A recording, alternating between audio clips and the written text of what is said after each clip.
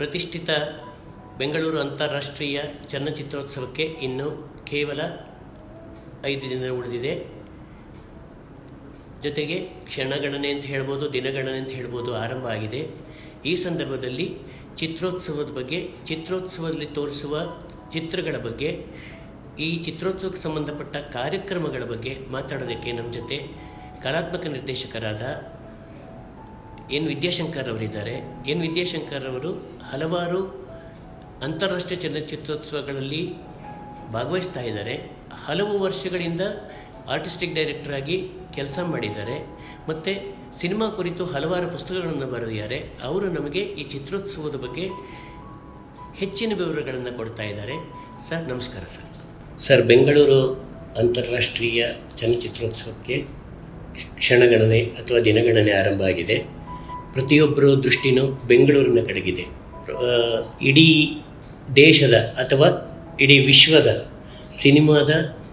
ಸಿನಿಮಾವನ್ನು ಪ್ರೀತಿಸೋ ಜನ ಬೆಂಗಳೂರಿಗೆ ಬರೋಕ್ಕೆ ಯೋಚನೆ ಮಾಡಿಕೊಂಡು ಬರ್ತಾ ಇದ್ದಾರೆ. ಇಲ್ಲಿ ಏನೋ ವಿಶಿಷ್ಟವಾದ ಸಿಗುತ್ತೆ ಅಂತ. ಈ 15ನೇ ಆವೃತ್ತಿಯಲ್ಲಿ ಏನು ಅಂಥ ವಿಶೇಷ ಇದೆ ಅಂತ ಹೇಳ್ಬೋದಾ ಸರ್ ತಾವು? ಖಂಡಿತವಾಗ್ಲೂ ಹೇಳ್ಬೋದು. ಒಂದು, ಎಲ್ಲ ಚಿತ್ರೋತ್ಸವಗಳ ರೀತಿಯಲ್ಲಿ ಮತ್ತು ಹಿಂದಿನ ಚಿತ್ರೋತ್ಸವದ ರೀತಿಯಲ್ಲಿ ಸಮಕಾಲೀನ ವಿಶ್ವದ ಸಿನಿಮಾಗಳನ್ನು ನಾವು ತೋರಿಸ್ತೀವಿ. ಅದು ಯಾಕೆ ಸ್ಪೆಷಲ್ ಆಗಿರುತ್ತೆ ಅಂದರೆ ಪ್ರತಿ ವರ್ಷವೂ ಹೊಸ ಹೊಸ ಸಿನಿಮಾಗಳದು ಆ್ಯಂಡ್ ಹೊಸ ಹೊಸ ಜಗತ್ತು ನಮಗೆ ಕಾಣಿಸ್ಕೊಳ್ತಾ ಇರುತ್ತೆ. ಹೊಸ ಹೊಸ ರೀತಿಯಲ್ಲಿ ಸಿನಿಮಾಗಳನ್ನು ಮಾಡುವ ಕ್ರಮಗಳು ಕಾಣಿಸ್ತಾ ಇರುತ್ತೆ. ಮತ್ತು ಬದಲಾಗುತ್ತಿರುವ ಜೀವನ ಶೈಲಿಗಳು, ಜಗತ್ತಿನಾದ್ಯಂತ ಜೀವನ ಶೈಲಿಗಳಲ್ಲೂ ಬದಲಾಗ್ತಾ ಇರುತ್ತೆ. ಯುದ್ಧ ಮುಂತಾದ ಅನೇಕ ಕಾರಣಗಳಿಗಾಗಿ ಜೀವನ ಕ್ರಮದಲ್ಲೇ ಏರುಪೇರಾಗಿರುತ್ತೆ. ಆ ಥರದ ಹೊಸ ವಿಷಯಗಳು ಕೂಡ ಅದರ ಮೂಲಕ ನಮಗೆ ಬರ್ತಾ ಇರ್ತವೆ.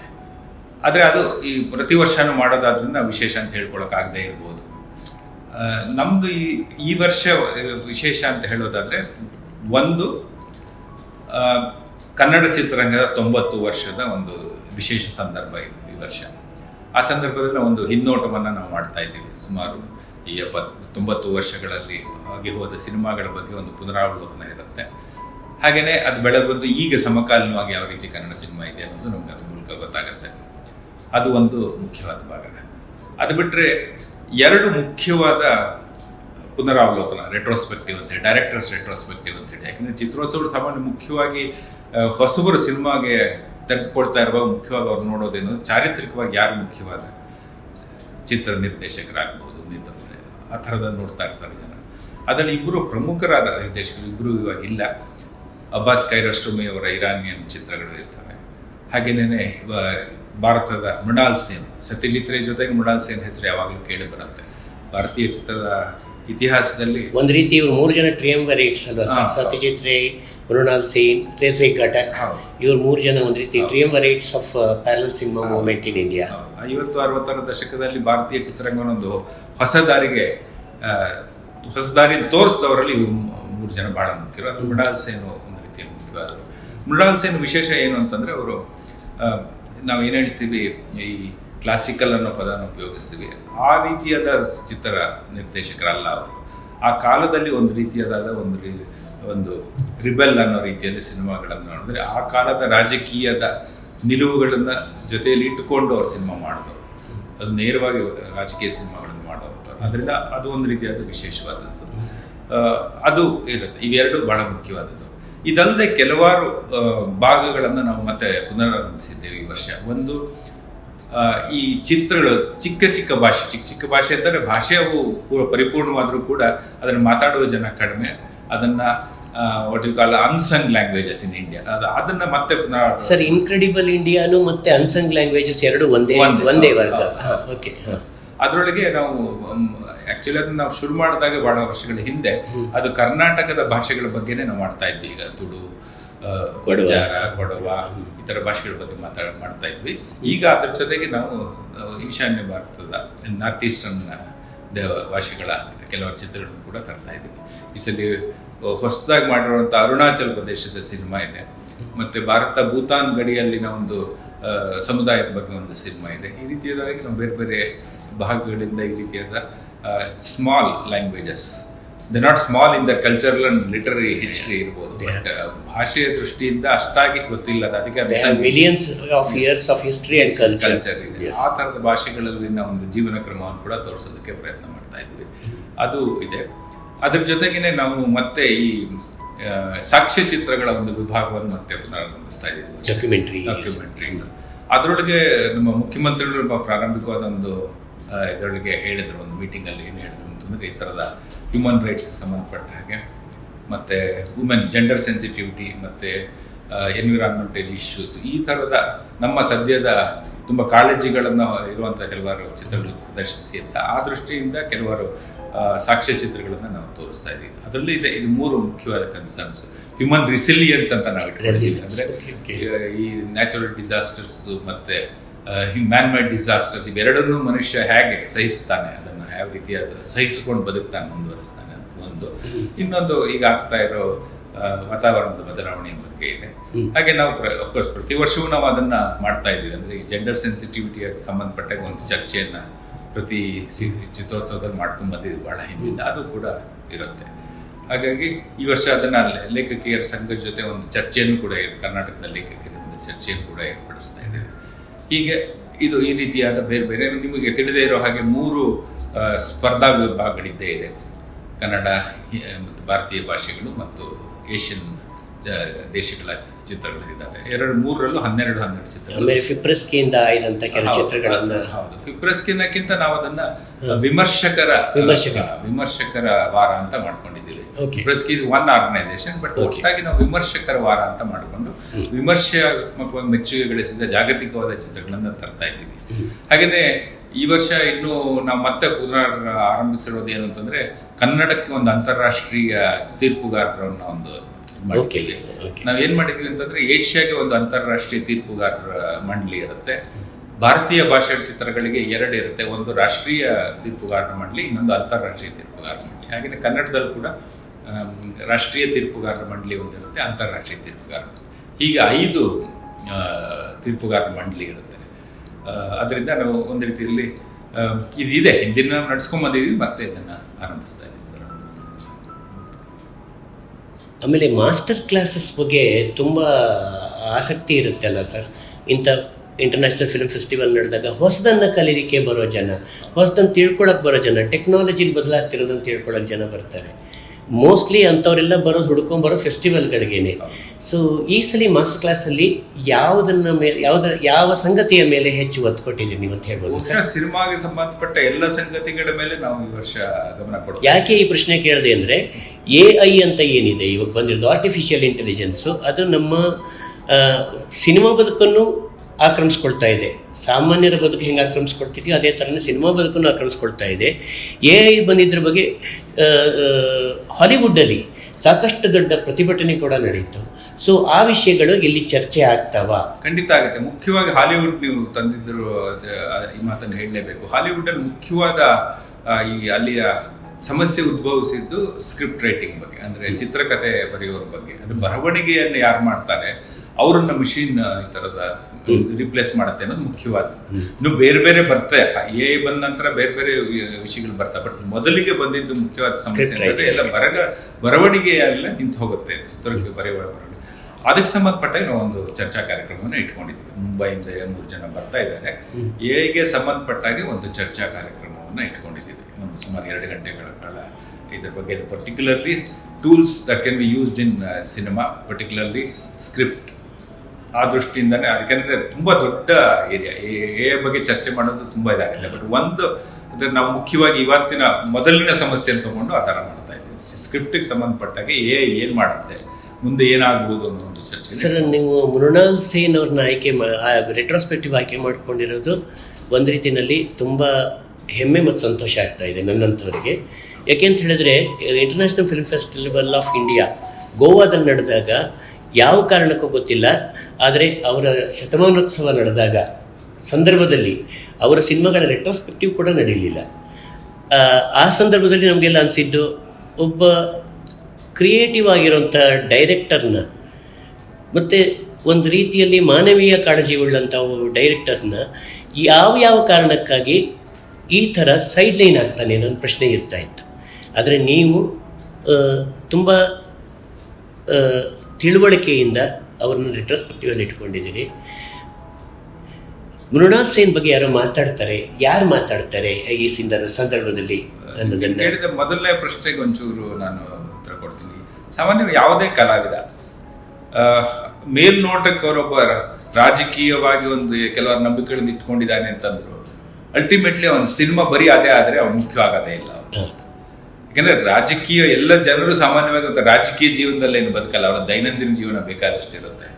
ಹಾಗಾಗಿ ನೀವು ಮೃಣಾಲ್ ಸೇನ್ ಒಬ್ಬ ರಾಜಕೀಯ ಇದಕ್ಕೆ ಮಾತ್ರ ಅವನನ್ನ ಸೇರಿಸ್ಬಿಟ್ರೆ, ಯಾವುದೋ ಒಂದು ರಾಜಕೀಯ ಪಂಥಕ್ಕೆ ಸೇರಿಸಿದವರು ಅಂತ ಹೇಳ್ಬಿಟ್ರೆ, ನೋಡಿ ಸತ್ಯಜಿತ್ರೇನೋ ಮೃಣಾಲ್ ಸೇನ್ ಅಥವಾ ಯಾವುದೇ ಕಲಾವಿದನ ಅವ್ರನ್ನ ನಿರ್ದೇಶಕ ಆಗಿರ್ಬೋದು, ನಟ ಆಗಿರ್ಬೋದು, ಅವ್ರನ್ನ ಯಾವುದೇ ಒಂದು ರೀತಿಯಾದ ಒಂದು ರಾಜಕೀಯ ಪಂಗಡಕ್ಕೆ ಸೇರ್ಸಕ್ಕಾಗಲ್ಲ.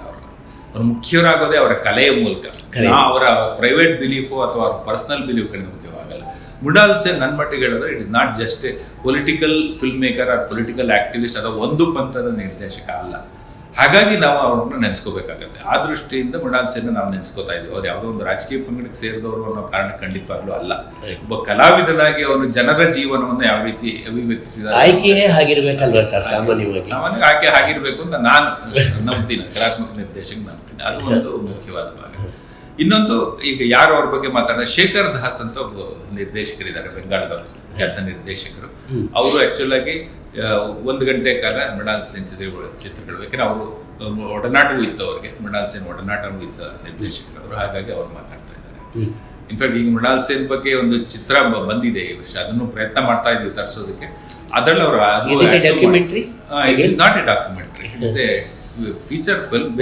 ಸತ್ಯಜಿತ್ ಬಂದಿತ್ತಲ್ಲ ಆ ತರ. ಆಕ್ಚುಲಿ ಮೃಣಾಲ್ ಸೇನ್ ಇನ್ನೊಂದು ಬಂದಿದೆ, ಪದಾತಿಕ್ ಅಂತ documentary, I mean docu feature ಬಂದಿದೆ. ಬಟ್ ಇದು ಡಾಕ್ಯು ಫೀಚರ್ ಅಲ್ಲ, ಅವರ ವರ್ಕಿಂಗ್ ಬಗ್ಗೆನೇ ಒಂದು ಇರುವಂತದ್ದು. ಬಟ್ ಅದನ್ನ ಇನ್ನೂ ಕನ್ಫರ್ಮ್ ಆಗಿಲ್ಲ, ಅದನ್ನ ನಿಮ್ಗೆ ಪೂರ್ತಿ ಡೀಟೇಲ್ಸ್ ಕೊಡಕ್ಕಾಗಲ್ಲ. ಅದೊಂದು ಚಿತ್ರನೂ ಬರ್ತಾ ಇದೆ. ಇವರು ಶೇಖರ್ ದಾಸ್ ಅಂತ ಬೆಂಗಾಲಿ ನಿರ್ದೇಶಕರು ಮೃಣಾಲ್ ಸೇನ್ ಬಗ್ಗೆ ಮಾತಾಡ್ತಾರೆ. ಅದಕ್ಕಿಂತ ಮುಂಚೆ ನಿಮ್ಗೆ ಒಂದು ಹೇಳಬೇಕು ಅಂತಂದ್ರೆ, ನಮ್ಮ ಮುಖ್ಯವಾಗಿ ಈ ವರ್ಷ ನಮ್ಮ ಸಂವಿಧಾನಕ್ಕೆ 75ನೇ ವರ್ಷ. ಆ ದೃಷ್ಟಿಯಿಂದ ನಾವು ಸಂವಿಧಾನ ಮತ್ತು ಭಾರತೀಯ ಸಿನಿಮಾಗಳ ಒಂದು ಸಂಬಂಧದ ಕುರಿತಂತೆ ಒಂದು ಲೆಕ್ಚರ್ನ ಏರ್ಪಡಿಸಿದ್ವಿ, ಒಂದು ಭಾಷಣವನ್ನು ಏರ್ಪಡಿಸಿದ್ವಿ. ಅದನ್ನ ಡಾಕ್ಟರ್ ಜಬ್ಬಾರ್ ಪಟೇಲ್ ಅವರು ಮಾಡ್ತಾರೆ. ಅಂಬೇಡ್ಕರ್ ಚಿತ್ರವನ್ನ ಮಾಡಿರುವಂತಹ ಪ್ರಖ್ಯಾತರಾದ ನಿರ್ದೇಶಕ ಡಾಕ್ಟರ್ ಜಬ್ಬಾರ್ ಪಟೇಲ್ ಅವರು ಆ ವಿಷಯದ ಬಗ್ಗೆ ಮಾತಾಡ್ತಾ ಇದ್ದಾರೆ. ಅಂದ್ರೆ ಇದು ನಮ್ಮ ಕಾಲದ ವಿಷಯ, ಸಿನಿಮಾಗೆ ಸಂಬಂಧಪಟ್ಟಿದ್ದ ವಿಷಯ, ಎರಡನ್ನು ಸೇರಿಸಿ ಅವರು ಒಂದು ಚರ್ಚೆಯನ್ನ ಚೆನ್ನಾಗಿ ನೆನಪಿದೆ. ಮಮ್ಮೂಟಿ ಆ ಸಿನಿಮಾದಲ್ಲಿ ಅಂಬೇಡ್ಕರ್ ಇದನ್ನ ಮಾಡಿದ್ರು. ಬಹಳ ದೀರ್ಘವಾದ ಸಿನಿಮಾ, ಬಟ್ ಎಲ್ಲ ಅಂಬೇಡ್ಕರ್ ಬಗ್ಗೆ ಬಹಳ ಮುಖ್ಯವಾದ ಸಿನಿಮಾ ಅದು. ಅದರಿಂದ ಅವರು ಸಾಕಷ್ಟು ಈ ವಿಷಯದಲ್ಲಿ ಇದನ್ನ ಮಾಡಿದ್ದಾರೆ, ರಿಸರ್ಚ್ ಇದನ್ನು ಮಾಡ್ಕೊಂಡಿದ್ದಾರೆ. ಅದನ್ನ ರಿಕ್ವೆಸ್ಟ್ ಮಾಡ್ಕೊಂಡಿದ್ದನ್ನ ಅವರು ಒಪ್ಕೊಂಡಿದ್ದಾರೆ. ಅವರು ಆ ವಿಷಯದ ಬಗ್ಗೆ ಮಾತಾಡ್ತಾ ಇದ್ದಾರೆ. ಅದು ಮುಖ್ಯವಾಗಿ. ಇನ್ನೊಂದು, ನೀವು ಕೇಳಿದ್ರೆ ಬೇರೆ ಬೇರೆ ಇವರು ವಿಷಯಗಳು, ಸಿನಿಮಾ ಇನ್ನೇನಿದೆ ಅನ್ನೋದ್ರಲ್ಲಿ ಮುಖ್ಯವಾಗಿ ನಾವು ಪ್ರತಿ ವರ್ಷ ನಾವು ಯೋಚನೆ ಮಾಡೋದು ಈ ತರದ ಆ ಕಾಲಕ್ಕೆ ಸಂಬಂಧಪಟ್ಟಿದ್ದ ವಿಷಯಗಳಲ್ಲದೇನೆ ಸಿನಿಮಾದ ವಿವಿಧ ಎಲಿಮೆಂಟ್ಸ್ ಅಂತ ಏನ್ ಹೇಳ್ತೀವಿ, ಬೇರೆ ಬೇರೆ ಭಾಗಗಳೇನಾವೆ ಅದ್ರ ಬಗ್ಗೆ ಎಲ್ಲವನ್ನು ಚರ್ಚೆ ಮಾಡ್ತೀವಿ. ಫಾರ್ ಎಕ್ಸಾಂಪಲ್, ಈಗ ಸಿನಿಮಾಟೋಗ್ರಫಿ ಬಗ್ಗೆ ಸುಮಾರು ಮೊದಲನೇ ಚಿತ್ರೋತ್ಸವದಿಂದ ಹಿಡಿದು ನಾವು ಮಾಡ್ಕೊಂಡು ಬಂದಿದ್ದೀವಿ ಸಿನಿಮಾಟೋಗ್ರಫಿ ಬಗ್ಗೆ. ಅದನ್ನ VK ಮೂರ್ತಿ ಲೆಕ್ಚರ್ ಅಂತ ಅವ್ರು ತೀರ್ಕೊಂಡ್ಮೇಲೆ ಮಾಡಿದ್ವಿ. ಅದು ಈ ವರ್ಷವೂ ಅದಕ್ಕೆ ಸಂಬಂಧ ಲೆಕ್ಚರ್ ಇರಲ್ಲ, ಈ ಸಲ ಒಂದು ಸಂವಾದ ಇದೆ ಸಿನಿಮಾಟೋಗ್ರಫಿ ಬಗ್ಗೆ. ಒಂದು ಚಿತ್ರವನ್ನು ಟೆಕ್ಸ್ಟ್ ಆಗಿ ಇಟ್ಕೊಂಡು, ಒಂದು ಪ್ರಾಥಮಿಕ ಟೆಕ್ಸ್ಟ್ ಆಗಿ ಇಟ್ಕೊಂಡು ಅದ್ರ ಬಗ್ಗೆ ಚರ್ಚೆ. ಗಿರೀಶ್ ಕಾಸರವಳ್ಳಿ ಅವರ ದ್ವೀಪ ಬಗ್ಗೆ ಒಂದು ಚರ್ಚೆ ಆಗುತ್ತೆ. ಅದರಲ್ಲಿ ಸಿನಿಮಾಟೋಗ್ರಫಿ ಮಾಡಿದ HM ರಾಮಚಂದ್ರ ಅವರು ಇರ್ತಾರೆ. ಆಮೇಲೆ ಆರ್ಟ್ ಡೈರೆಕ್ಷನ್ ಮಾಡಿದ ಶಶಿಧರ್ ಅಡಪ ಇರ್ತಾರೆ. ಅವ್ರು 3 ಜನ ಇದನ್ನ ಒಟ್ಟಾಗಿ ಕೂತು ಸಂವಾದ ಮಾಡ್ತಾರೆ. ಅಂದ್ರೆ ಮುಖ್ಯವಾಗಿ ಒಂದು ವರ್ಡ್ ಮತ್ತೆ ಇಮೇಜ್ ಬಗ್ಗೆ, ಒಂದು ಹೇಗೆ ಒಂದು ವರ್ಡ್ ಇಮೇಜ್ ಆಗುತ್ತೆ ಅಥವಾ ಇಮೇಜ್ ಮೂಲಕ ಒಂದು ಕಥೆಯನ್ನು ಹೇಳುವ ಕ್ರಮ ಏನು, ಅದಕ್ಕೆ ಸೃಜನಶೀಲವಾಗಿ ಒಬ್ಬ ಛಾಯಾಗ್ರಾಹಕ ಹೇಗೆ ಕೆಲಸ ಮಾಡ್ತಾರೆ ಅನ್ನೋದ್ರ ಬಗ್ಗೆ ಒಂದು ಚರ್ಚೆ ಆಗುತ್ತೆ. ಅದು ಮುಖ್ಯವಾದದ್ದು. ಹಾಗಲ್ಲದೆ ಇದ್ರದ್ದು ಸಂಕಲನದ ಬಗ್ಗೆ ಜರ್ಮನಿಯ ಒಬ್ಬ ಸಂಕಲನಕಾರ ಬರ್ತಾ ಇದ್ದಾರೆ. ಅವರು ಇದ್ರ ಬಗ್ಗೆನೇ ಮಾತಾಡ್ತಾರೆ, ಸ್ಕ್ರಿಪ್ಟಿಂಗ್ ಇನ್ ಟೈಮ್ ಅಂತ ಹೇಳಿ. In fact that is the title of Tarkovsky's ಪುಸ್ತಕ ಕೂಡ. ಆ ಸ್ಕ್ರಿಪ್ಟಿಂಗ್ ಇನ್ ಟೈಮ್, ಹೇಗೆ ಕಾಲ ಅನ್ನೋದು ಬಹಳ ಮುಖ್ಯವಾದ ಅಂಶ. ಅದು ಮತ್ತೆ ಸಂಕಲನಕ್ಕೂ ಏನು ಸಂಬಂಧ ಅಂತ ಕುರಿತು ಒಬ್ಬ ಜರ್ಮನ್ ನಿರ್ದೇಶಕರು ಸಂಕಲನಕಾರ ಮಾತಾಡ್ತಾ ಇದ್ದಾರೆ. ಹಾಗೆ ಇನ್ನೂ ಒಂದು ಮುಖ್ಯವಾದ ಅಂಶ ಅಂತಂದ್ರೆ, ಸಿನಿಮಾದಲ್ಲಿ ನಮಗೆ ಕಾಣುವಂಥ ಅಂಶಗಳು, ಸಿನಿಮಾದಲ್ಲಿ ಏನು ನೋಡ್ತೀವಿ ಅದು there should be an art director for every film. ಈಗ ಆರ್ಟ್ ಅಂತಂದ್ರೆ ಏನು, ಒಂದು ಸಿನಿಮಾನ ಒಂದು ರೀತಿಯಲ್ಲಿ ಸಂಘಟಿಸೋದಿದೆಯಲ್ಲ, ಆ ಸಂಘಟನೆಯನ್ನು ಹ್ಯಾಕ್ ಮಾಡ್ತಾರೆ. ಫಿಲ್ಮ್ ಪ್ರೊಡಕ್ಷನ್ ಡಿಸೈನ್ ಹೇಗಿರುತ್ತೆ ಅದರ ಬಗ್ಗೆನೂ ಕೂಡ ಒಂದು ದೀರ್ಘವಾದ ಚರ್ಚೆ ಆಗುತ್ತೆ. ಅದನ್ನ ನಮ್ಮಲ್ಲೇ ಬಹಳ ಮುಖ್ಯವಾಗಿ ತುಂಬಾ ಕೆಲಸ ಮಾಡ್ತಾರೆ ಶಶಿಧರ್ ಅಡಪ ಅದನ್ನು ನಡೆಸ್ಕೊಡ್ತಾ ಇದ್ದಾರೆ. ಶಶಿಧರ್ ಅಡಪ, ಅರುಣ್ ಸಾಗರ್ ಮತ್ತೆ ಶಿವಕುಮಾರ್ ಅವರು 3 ಜನ. ಅವ್ರು 3 ಜನ ಈ ಆರ್ಟ್ ಸಿನಿಮಾಗೆ ಸಂಬಂಧಪಟ್ಟ ತುಂಬಾ ಕೆಲಸ ಮಾಡಿರೋದ್ರಿಂದ ಅದು ಆಕ್ಚುಲಿ ಆರ್ಟ್ ಡೈರೆಕ್ಷನ್ ಅನ್ನೋದು ಒಂದು ರೀತಿಯಲ್ಲಿ ಬ್ಯಾಕ್ ಸ್ಟೇಜ್ ಅನ್ನೋ ಕೆಲಸ ಆಗ್ಬಿಟ್ಟಿದೆ. ಅದಕ್ಕೆ ಸಿನಿಮಾಟೋಗ್ರಫಿಗೆ ಸಿಕ್ಕಷ್ಟು ಮನ್ನಣೆ ಸಿಕ್ಕಿಲ್ಲ. ಸೊ ಹಾಗಾಗಿ ಇದು ತುಂಬಾ ಒಳ್ಳೆಯ ಪ್ರಯತ್ನ ಅನ್ಸುತ್ತೆ ಸರ್. ಅದನ್ನ ಒಂದು ಮಾಡ್ತಾ ಇದ್ವಿ. ಹಾಗೆ ಅದರ ನಂತರ ಈಗ ನಮ್ಮಲ್ಲಿ ಇನ್ನೊಂದು ದೊಡ್ಡ ಸಮಸ್ಯೆ ಹೊಸ ತಲೆಮಾರಿನವ್ರಿಗಿರೋದು, ನಾನು ಸಿನಿಮಾ ಮಾಡಿದ್ಮೇಲೆ ಅದನ್ನ ಹೇಗೆ ತಲುಪಿಸೋದು, ಜನಗಳಿಗೆ ತಲುಪಿಸೋದು. ಹೌದು, ಅದನ್ನ ಜನಗಳಿಗೆ ತಲುಪಿಸೋದು ಕಾಯ್ದು ಯಾವ ರೀತಿಯಾದ ಫೋರಮ್ಗಳಿರ್ತವೆ ಅನ್ನೋದ್ರ ಬಗ್ಗೆ ಒಂದು ಚರ್ಚೆ. ಅದು ಈವನ್ ಪ್ರೊಡಕ್ಷನ್ ಲೆವೆಲಲ್ಲೇ ಹಣ ಇದಕ್ಕೆ ಸಂಬಂಧಪಟ್ಟಾಗೆ ನನಗೆ ಈ ಸಲ ಲಂಡನ್ನಿಂದ ಕ್ಯಾರಿ ಅಂತ ಒಬ್ರು ಬರ್ತಾ ಇದ್ದಾರೆ, ಕ್ಯಾರಿ ಸಾನಿತ್. ಅವರು ಭಾರತೀಯ ಮೂಲದವರೇನೆ. ಅವರು ಲಂಡನ್ ಮತ್ತೆ ಇದರಲ್ಲೂ ಯು ಕೆನಲ್ಲಿ 4-5 ಚಿತ್ರೋತ್ಸವಗಳನ್ನು ನಡೆಸ್ತಾರೆ ಭಾರತೀಯ ಸಿನಿಮಾಗಳಿಗೆ ಸಂಬಂಧಪಟ್ಟಾಗೆ. ಇಂಡಿಯನ್ ಫಿಲ್ಮ್ ಫೆಸ್ಟಿವಲ್ ಇನ್ UK ಲಂಡನ್ ಅಲ್ಲಿ ನಡೆಸ್ತಾರೆ, ಬರ್ಮಿಂಗ್ಹ್ಯಾಮ್ ಅಲ್ಲಿ ನಡೆಸ್ತಾರೆ, ಯಾರ್ಕ್ಷೈರ್ ಅಲ್ಲಿ, ಮ್ಯಾಂಚೆಸ್ಟರ್ ಅಲ್ಲಿ 4-5 ಚಿತ್ರೋತ್ಸವಗಳನ್ನು ನಡೆಸ್ತಾರೆ. ಅವ್ರನ್ನ ನಾನು ಈ ವರ್ಷ ಆಹ್ವಾನಿಸಿದ್ದೀನಿ. ಅವರು ಒಂದು ಚರ್ಚೆಯನ್ನು ಮಾಡ್ತಾರೆ ಫಿಲ್ಮ್ ಪ್ರೊಡಕ್ಷನ್ಗೆ ಸಂಬಂಧಪಟ್ಟಾಗೆ, ಫಿಲ್ಮ್ ಮಾರ್ಕೆಟಿಂಗ್ ಸಂಬಂಧಪಟ್ಟಾಗೆ, ಚಿತ್ರೋತ್ಸವದ ಮೂಲಕ ಹೇಗೆ ಚಿತ್ರಗಳನ್ನು ತೊಗೊಂಡು ಹೋಗ್ಬೋದು ಅನ್ನೋದ್ರ ಮೂಲಕ ಅವರು ಮಾತಾಡ್ತಾರೆ. ಆಮೇಲೆ ಇದು ಮಲ್ಟಿ ಕಂಟ್ರಿ ಇದು ಕೊಲ್ಯಾಬ್ರೇಷನ್ಸ್ ಪ್ರೊಡಕ್ಷನ್ಸ್ ಇವಾಗ ಜಗತ್ತಿನಲ್ಲಿ ಆಗ್ತಾ ಇರೋದು ಅದು ಇಂಡಿಪೆಂಡೆಂಟ್ ಸಿನಿಮಾದಲ್ಲಿ ಆಗೋದೆಲ್ಲ ಸಾಮಾನ್ಯವಾಗಿ ಮಲ್ಟಿ ಕಂಟ್ರಿ ಕೊಲ್ಯಾಬ್ರೇಷನ್ ಇಂದ ಒಬ್ಬರೇ ಮಾಡೋಕ್ಕಾಗ್ತಾ ಇಲ್ಲ. ಆ ವಿಷಯಗಳ ಬಗ್ಗೆ ಒಂದು ಚರ್ಚೆ. ಕಂಟ್ರಿ ಫೋಕಸ್ ಸರಿ ಜರ್ಮನಿ ಕೇಳ್ಪಟ್ಟೆ ಸರ್ ನಾನು. ಕಂಟ್ರಿ ಫೋಕಸ್ ಜರ್ಮನಿ ಅದು ನಮಗೆ ಮ್ಯಾಕ್ಸ್ ಮಿಲ್ಲರ್ ಭವನ್ ಮತ್ತೆ ಗೈಟೆ ಇನ್ಸ್ಟಿಟ್ಯೂಟ್ ಬೆಂಗಳೂರಲ್ಲಿ ಸಾಮಾನ್ಯವಾಗಿ ಅವರು ನಮ್ಮ ಚಿತ್ರೋತ್ಸವಕ್ಕೆ ತುಂಬಾ ಪ್ರತಿ ವರ್ಷವೂ ಸಹಾಯ ಮಾಡ್ತಾರೆ. ಹಾಗಾಗಿ ಈ ವರ್ಷ ಅವರು ಬಹಳ ಒಳ್ಳೊಳ್ಳೆ ಸಿನಿಮಾಗಳನ್ನ ತಂದಿದ್ದಾರೆ. Wim Wenders very big name in German cinema, ಅವರು ಸಿನಿಮಾಗಳಿದೆ. ಅದು ಬಹಳ ಮುಖ್ಯವಾದ ಸಿನಿಮಾ ಸರ್. ಸಾಮಾನ್ಯವಾಗಿ ಬೆಂಗಳೂರು ಅಂತಾರಾಷ್ಟ್ರೀಯ ಚಿತ್ರೋತ್ಸವ ಆಗಲಿ, ಯಾವುದೇ ಇಂಟರ್ನ್ಯಾಷನಲ್ ಫಿಲ್ಮ್ ಫೆಸ್ಟಿವಲ್ ಆಗಲಿ, ಆ ಫೆಸ್ಟಿವಲ್ ಅನ್ನೋದು ಸಿನಿಮಾ ರಂಗಕ್ಕೆ, ಸಿನಿಮಾದ ಜೊತೆ ಗುರುತಿಸ್ಕೊಂಡವರಿಗೆ ಹೆಚ್ಚು ಉಪಯೋಗ ಆಗಬೇಕು. ಕನ್ನಡ ಚಿತ್ರರಂಗದಿಂದ ನಿಮಗೆ ಎಷ್ಟರ ಮಟ್ಟಿಗೆ ಆ ಥರದ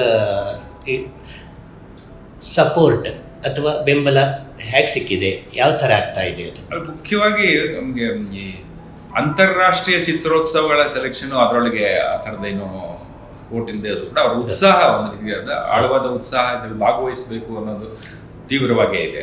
ಅದು ಜನಗಳು ಸಿನಿಮಾಗಳನ್ನು ನೋಡೋ ಉತ್ಸಾಹ ತುಂಬಾ ತೀವ್ರವಾಗಿದೆ ಅವರಿಗೆ.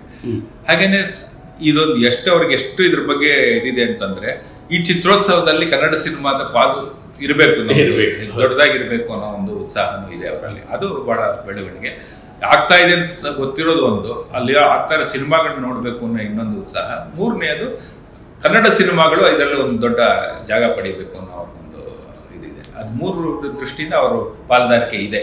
ಬಹುಶಃ ಚಿತ್ರರಂಗದ ಎಲ್ಲ ವಿಭಾಗಗಳ ಸಂಘಟನೆಗಳೆಲ್ಲರೂ ಕೂಡ ನನ್ನ ಹತ್ರ ಬಂದು ಈ ವಿಷಯದಲ್ಲಿ ಮಾತಾಡಿದ್ದಾರೆ.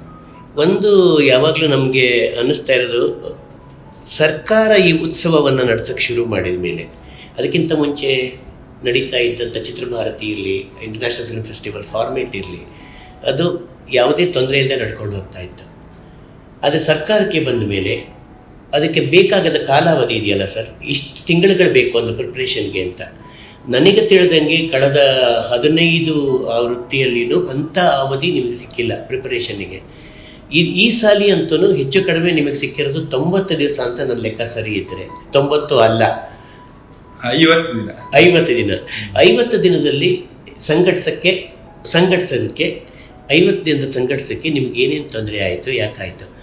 ಸೊ ಈ ಥರ ಇದ್ದಾಗ, ಕಾಲಾವಧಿ ಕಡಿಮೆ ಆದಾಗ ಯಾವತ್ತಾದರೂ ಗುಣಮಟ್ಟದ ಮೇಲೆ ಅದು ಅಫೆಕ್ಟ್ ಆಗುತ್ತೆ ಅನ್ಸುತ್ತಾ?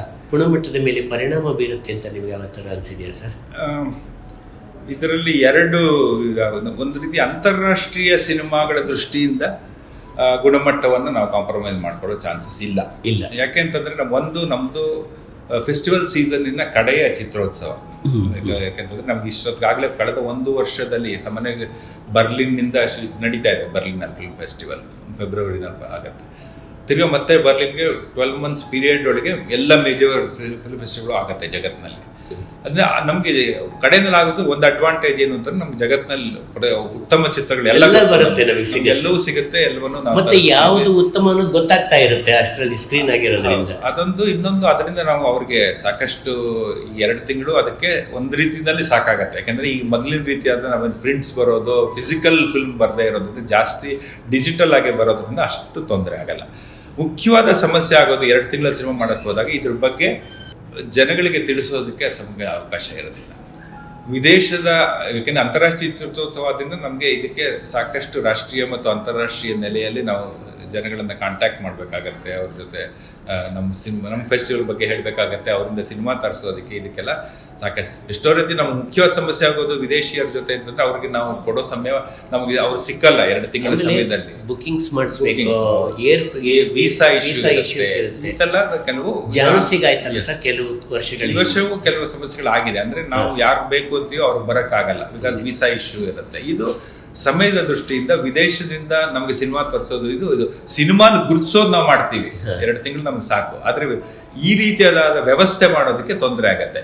ಆಮೇಲೆ ಲೋಕಲ್ ದೃಷ್ಟಿಯಿಂದಾನು ಅಷ್ಟೇ ನಾವು ಸಾಕಷ್ಟು ಸಮಯ ಕೊಡೋಕ್ಕಾಗ್ತಾ ಇಲ್ಲ. ಈ ಕಾಂಪಿಟೇಷನ್ ಸೆಕ್ಷನ್, ಮುಖ್ಯವಾಗಿ ಸ್ಪರ್ಧೆಯ ಚಿತ್ರಗಳಿಗೆ ನಾವು ಸುಮಾರು ಒಂದು 3 ತಿಂಗಳಾದ್ರೂ ಮುಂಚೆ ಸಮಯ ಕೊಡಬೇಕು. ಅವ್ರ ಸಬ್ಮಿಷನ್ಗೆ ನಾವು ಅದನ್ನ ಪ್ರೋಸೆಸ್ ಮಾಡಿ ಅದನ್ನ ಸೆಲೆಕ್ಟ್ ಮಾಡಿರೋದು ಒಂದು ಸುಮಾರು 3 ತಿಂಗಳ ಸಮಯನಾದ್ರು ಬೇಕು.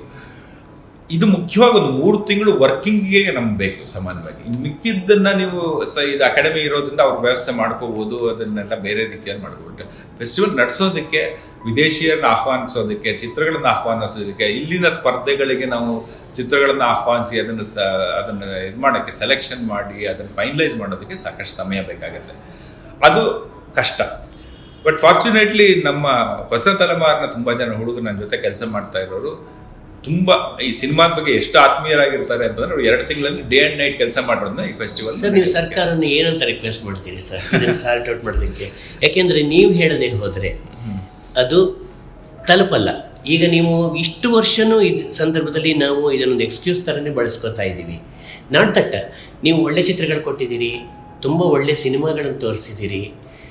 ಮತ್ತು ಇಂಟರ್ನ್ಯಾಷನಲ್ ಫಿಲ್ಮ್ ಫೆಸ್ಟಿವಲ್ ಬೆಂಗಳೂರದು 5 ವರ್ಷ, ಭಾರತದ 5 ಇಂಟರ್ನ್ಯಾಷನಲ್ ಫಿಲ್ಮ್ ಫೆಸ್ಟಿವಲಲ್ಲಿ ಅದಕ್ಕೊಂದು ಅಕ್ರೆಡಿಟೇಷನ್ ತಂದು ಕೊಟ್ಟಿದ್ದೀರಿ, ಎಲ್ಲ ಮಾಡಿದ್ದೀರಿ.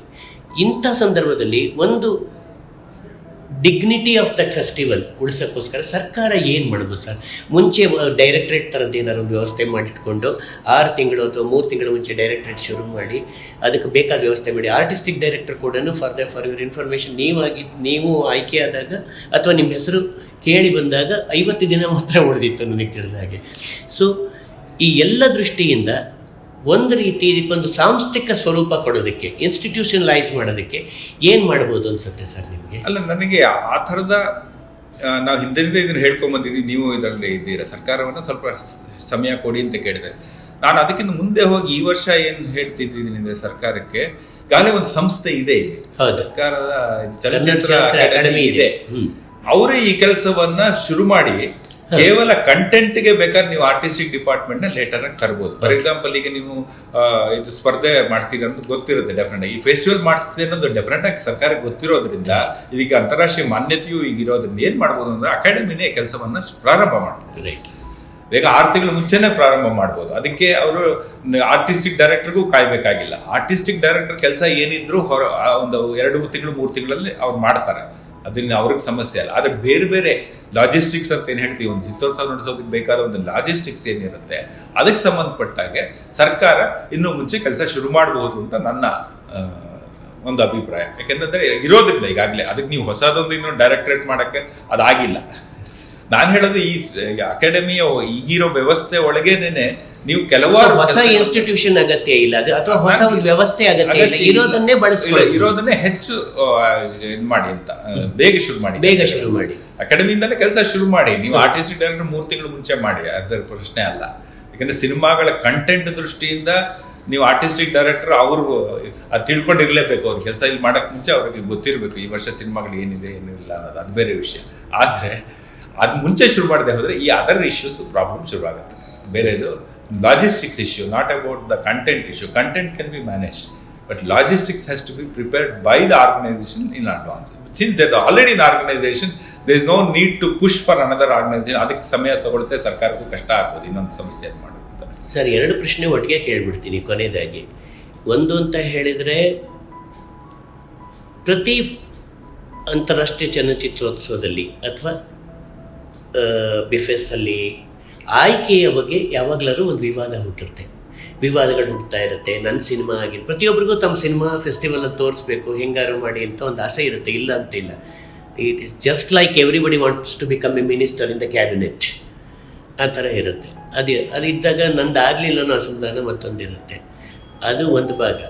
ಇನ್ನೊಂದು, ನನ್ನ ಪ್ರಕಾರ ಈ ವರ್ಷ ಈ ಚಿತ್ರೋತ್ಸವಕ್ಕೆ ಭಾಗವಹಿಸ್ತಾ ಇರುವಂಥ ತುಂಬ ಪ್ರಮುಖ ವ್ಯಕ್ತಿಗಳು ಯಾರ್ಯಾರು ಅಂತ ಹೇಳ್ಬೋದಾ ಸರ್? ನಮಗೆ ನಿರೀಕ್ಷೆ ನಾನು ಹೇಳ್ತಿರೋದು ಸ್ಟಾರ್ ಕ್ಯಾಸ್ಟ್ ದೃಷ್ಟಿಯಿಂದ ಇದಲ್ಲ, ಒಬ್ಬ ನಿರ್ದೇಶಕ ನೋಡಬೇಕು ಅಂತ ಇಷ್ಟಪಡ್ತೀವಿ ನಾವು. ಈಗ ಉದಾಹರಣೆಗೆ ತಮಿಳಲ್ಲಿ ಬರ್ತಿರೋಂಥ ಒಳ್ಳೊಳ್ಳೆ ಸಿನಿಮಾಗಳ ನಿರ್ದೇಶಕರು ಬರ್ತಾರಾ ಇಲ್ಲಿಗೆ ಅಂತ ಕುತೂಹಲ ಇರುತ್ತೆ. ಮಲಯಾಳಮಲ್ಲಿ ಸಿನಿಮಾ ಮಾಡಿರೋಂಥ ಒಳ್ಳೊಳ್ಳೆ ನಿರ್ದೇಶಕರು ಬರ್ತಾರೆ, ಅವ್ರ ಹತ್ರ ಮಾತಾಡ್ಬೋದು, ಅವ್ರ ಜೊತೆ ಸಂವಾದ ಮಾಡ್ಬೋದು. ಅವ್ರ ಸಿನಿಮಾ ನಾವೆಲ್ಲ ನೋಡಿರ್ತೀವಿ. ಸೊ ನೋಡಿದಾಗ ಸಿನಿಮಾಗಳ ನಿರ್ದೇಶಕರು ಬರ್ತಾರಂತ ಯಾರ್ಯಾರು ಬರ್ಬೋದು ಅಂತ ನಿಮಗೆ ಒಂದು ಈ ಸಮಯದ ನೀವು ಎತ್ತಿದ ಪ್ರಶ್ನೆ ಇಲ್ಲಿಗೂ ಅನ್ವಯಿಸುತ್ತೆ. ಆ್ಯಕ್ಚುಲಾಗಿ ನಾವೇನಾಗುತ್ತೆ, ಸಾಮಾನ್ಯವಾಗಿ ತುಂಬ ಮುಖ್ಯರಾದ ನಿರ್ದೇಶಕರು ಆ ಥರದವ್ರನ್ನ ಇಲ್ಲಿಗೆ ಕರೆಸೋದಕ್ಕೆ ಸಮಯದ ಕೊರತೆ ಆಗತ್ತೆ ಮೊದಲೇ. ಯಾಕೆಂದರೆ ಅದಕ್ಕೆಲ್ಲ ಮುಂಚೆ ಪ್ಲ್ಯಾನ್ ಮಾಡಬೇಕು, ಅವರು ಬ್ಯುಸಿ ಇರ್ತಾರೆ, ಅದನ್ನ ಕಷ್ಟ ಆಗುತ್ತೆ.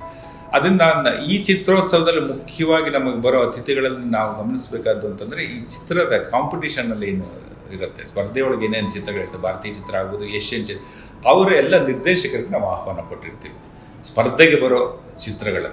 ಅದರಲ್ಲಿ ಕೆಲವರು ಹಿರಿಯರು ಇರ್ಬೋದು, ಕೆಲವರು ಸಾಮಾನ್ಯವಾಗಿ ಕಿರಿಯರು ಜಾಸ್ತಿ ಇರ್ತಾರೆ, ಹೊಸದಾಗಿ ಸಿನಿಮಾ ಮಾಡ್ದವ್ರು ಜಾಸ್ತಿ ಇರ್ತಾರೆ, ಕೆಲವರು ಹಿರಿಯರು ಇರ್ಬೋದು. ಅದ್ರ ಜೊತೆಗೆ ನಾವು ಕರೆಸೋದು ಮುಖ್ಯವಾಗಿ ಇವರು ಯಾರು ಜರ್ನಲಿಸ್ಟು ಮತ್ತು ವಿಮರ್ಶಕರು. ಇನ್ಫ್ಯಾಕ್ಟ್ ನಾವು ಇದಾಗಿರೋದ್ರಿಂದ ನಮಗೆ ಕೆಲವು ಇದು ಇದೆ, ಜರ್ನಲಿಸ್ಟ್ನ ಕರೆಸ್ತೀವಿ ಅಂತಾರಾಷ್ಟ್ರೀಯ ಮಟ್ಟದಲ್ಲಿ, ರಾಷ್ಟ್ರೀಯ ಮಟ್ಟದಲ್ಲಿ. ಈ ಸಲಿನೂ ನಾನು ಮುಂಬೈಯಿಂದ, ಡೆಲ್ಲಿಯಿಂದ, ಚೆನ್ನೈಯಿಂದ ಇವ್ರನ್ನೂ ಕರೆಸ್ತಾ ಇದ್ದೀನಿ. ಯಾರು ನ್ಯೂಸ್ ಪೇಪರ್ ಕ್ರಿಟಿಕ್ಸ್ ಬರ್ತಾ ಇದ್ದಾರೆ. ಹಾಗೆ ನಮ್ಮ ಜೂರಿಗಳಲ್ಲೂ ಕೂಡ ಬಹಳ ಜನ ಅಂತಾರಾಷ್ಟ್ರೀಯ ಮಟ್ಟದ ಜರ್ನಲಿಸ್ಟು ಮತ್ತು ಕ್ರಿಟಿಕ್ಸು ಇದ್ದಾರೆ. ಅಂದರೆ ಅವ್ರ ಜೊತೆ ಸಂವಾದ. ನಾನು ಹೇಳಿದಂಗೆ ಈ ಮಾಸ್ಟರ್ ಕ್ಲಾಸಲ್ಲಿ ಆಯಾ ವಿಷಯಕ್ಕೆ ಸಂಬಂಧಪಟ್ಟ ಎಕ್ಸ್ಪರ್ಟ್ಸ್ ಇದ್ದೇ ಇದ್ದಾರೆ, ವಿಶೇಷ ತಜ್ಞರು ಇದ್ದೇ ಇದ್ದಾರೆ. ಅದ್ರ ಜೊತೆಗೆ ಮುಖ್ಯವಾಗಿ ನಮ್ಮ ಇದಿರೋದು communications will be with this new generation film makers whose films are being screen.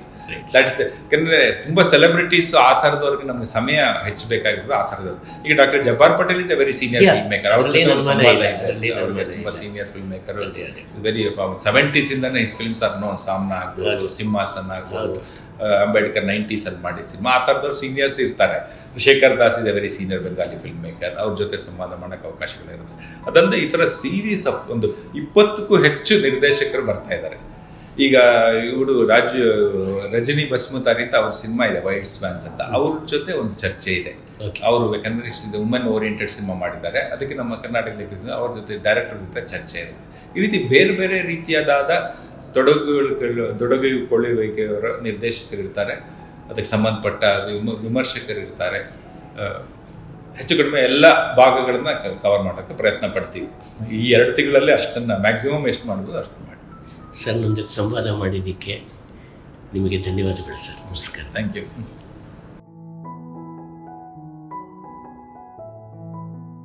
ಹೆಚ್ಚಿನ ಸುದ್ದಿ ಅಪ್ಡೇಟ್ಗೆ ಈಗಲೇ ದ ಫೆಡರಲ್ ಕರ್ನಾಟಕ ಯೂಟ್ಯೂಬ್ ಪೇಜನ್ನು ಸಬ್ಸ್ಕ್ರೈಬ್ ಮಾಡಿ.